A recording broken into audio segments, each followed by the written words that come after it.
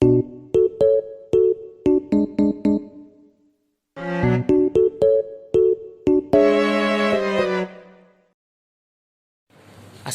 warahmatullahi wabarakatuh. Saya Guru Putra Eko dari kelas XPPLG akan mereview kembali buku yang telah saya baca sebagai tugas dari literasi bulanan. Jadi buku yang saya baca ini tuh adalah Cerita Sang Kuryang karya Utuy Tatang Sontani.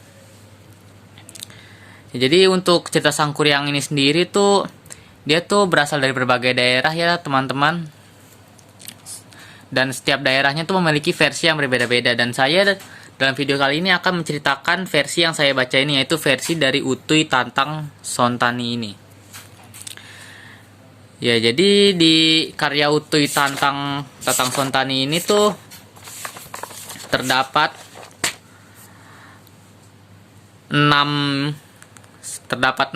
tokoh, yaitu Sang Kuryang, Dayang Sumbi, Bujang, Situmang, Raja Siluman dan pengikutnya, lalu Ardalepa dan kawan-kawannya. Bukan 6 deh kalau begini. 8 ya berarti ya, 8 ya. Karena ada pengikutnya dan kawan-kawannya Ardalepa. Karena ada pengikut si Raja Siluman dan kawan-kawannya Ardalepa. Dan ya, jadi dalam video kali ini saya akan menceritakan secara sesingkat-singkatnya dari buku bacaan yang telah saya baca ini.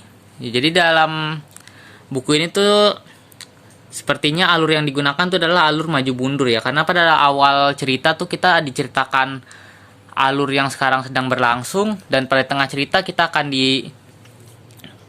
disuguhkan dengan flashback masa lalu, dan selanjutnya kita akan lanjut lagi ke alur cerita yang sedang berjalan sekarang.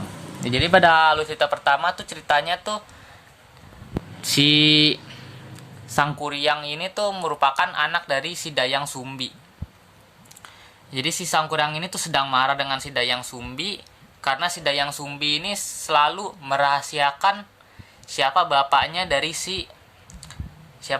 si Sang Kuryang ini. Selalu merahasiakan siapa bapaknya si Sang Kuryang ini, sehingga Sang Kuryang ini stres dan akhirnya dia pergi keluar hutan untuk berkelana. Dan untuk si Dayang Sumbi sendiri ini dia tinggal di dalam hutan ya. Dan setelah itu ada Ardalepa dan kawan-kawannya datang menghampiri Dayang Sumbi dan mengobrol-ngobrol dengan Dayang Sumbi, dan setelah mengobrol-ngobrol si Dayang Sumbi ini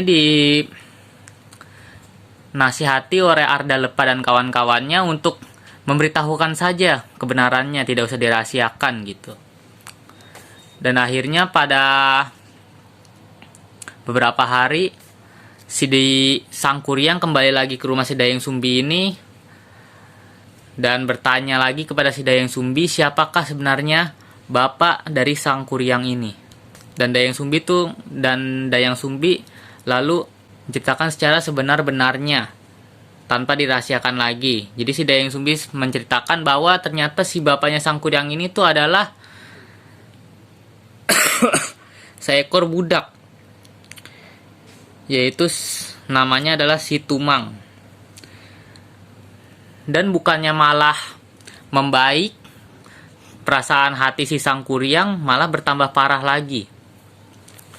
Dan setelah bertambah parah lagi, si Sang Kuryang justru malah membawa Situmang ini ke dalam hutan dan membunuh Situmang di dalam hutan tersebut. Nah, setelah Situmang terbunuh dalam hutan tersebut, lalu muncullah Raja Siluman dan para pengikutnya, dan dikarenakan si Sang Kuryang ini telah membunuh si Tumang sesuai dengan perjanjian para Raja Siluman, maka Raja Siluman dan pengikutnya akan menyembah si Sang Kuryang ini, akan mengikuti apapun yang diinginkan Sang Kuryang. Lalu Sang Kuryang pun dengan pikiran yang sedang kacau balau, dia pun akhirnya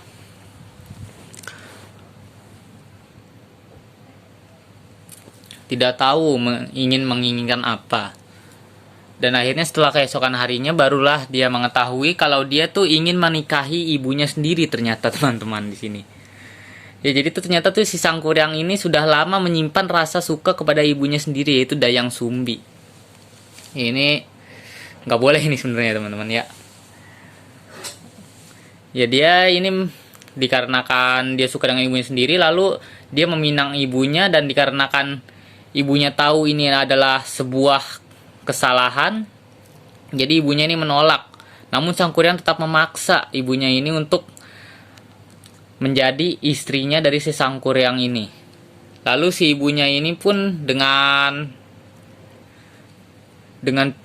hati yang tidak tahu ingin melakukan apa lagi, dia pun menerima pinangan dari si Sangkuriang ini, tapi dengan satu syarat, yaitu si Sangkuriang harus membuat sebuah telaga dan perahu dalam satu malam. Dan ya, setelah itu karena si Sangkuriang tahu bahwa tadi dia telah bertemu si Raja Siluman dan para pengikutnya yang bersedia untuk membantu dia, ia pun merasa senang. Dan ia pun meminta pertolongan kepada Raja Siluman dan pengikutnya untuk membantu dia dalam membuat telaga dan perahu untuk besoknya. Dan dikarenakan si Dayang Sumbi tahu bahwa Sangkuriang akan berhasil membuat perahu dan telaga, si Dayang Sumbi pun memiliki pikiran untuk membuat fajar buatan. Ia pun menyuruh si Bujang, yaitu bibinya si Sangkuriang di sini. Dia pun menyuruh si Bujang untuk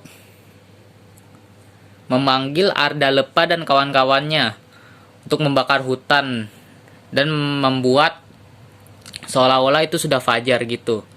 Lalu setelah hutan tersebut dibakar, si Dayang Sumbi ini datang menghampiri Sangkuriang dan bilang bahwa fajar telah datang dan Sangkuriang gagal dalam melunasi janjinya. Dan cerita tidak sampai di situ. Ternyata si Sangkuriang ini diberitahu oleh para iblis. Para iblis jadi itu menyadari bahwa ternyata itu tuh hanyalah hutan yang dibakar, jadi bukan fajar beneran. Jadi para iblis mengasih tahu kepada Sangkuriang bahwa itu adalah fajar buatan. Dan Sangkuriang pun marah, lalu dia menendang perahu menjadi terbalik. Menendang perahu yang telah dibuatnya, dan lalu ia mengejar si Dayang Sumbi. Dayang Sumbi pun lari dengan ketakutan. Dan karena tidak tahu harus melakukan apa lagi, si Dayang Sumbi pun memegang senjata dari Sunda. Yaitu namanya kujang, teman-teman. Lalu karena dia tidak tahu ingin melakukan apa lagi, lalu dia menusuk dirinya sendiri sehingga si anaknya tidak bisa lagi menikah dengannya. Lalu si anaknya ini, si Sangkuriang ini, karena dia juga tidak tahu ingin melakukan apa lagi karena telah melihat si ibunya ini meninggal, lalu dia pun tanpa pikir panjang dia langsung mengambil kujang tersebut dan membunuh dirinya sendiri. Dan setelah itu cerita tamat dengan ibu dan anak ini meninggal dua-duanya, teman-teman. Ini si Sangkuriang dan Dayang Sumbi ini meninggal dua-duanya. Lalu setelah itu si Bujang dan Ardalepa dan kawan-kawannya pun datang, lalu mengubur si Sangkuriang dan Dayang Sumbi ini. Dan begitulah akhir cerita dari Sangkuriang karya Utuy Tatang Sontani ini. Ya, jadi mungkin segitu saja yang bisa saya ceritakan. Ya, jika Anda tertarik, silahkan beli saja bukunya sendiri ya. Ya, mungkin segini aja. Sekian dari saya. Wassalamualaikum warahmatullahi wabarakatuh.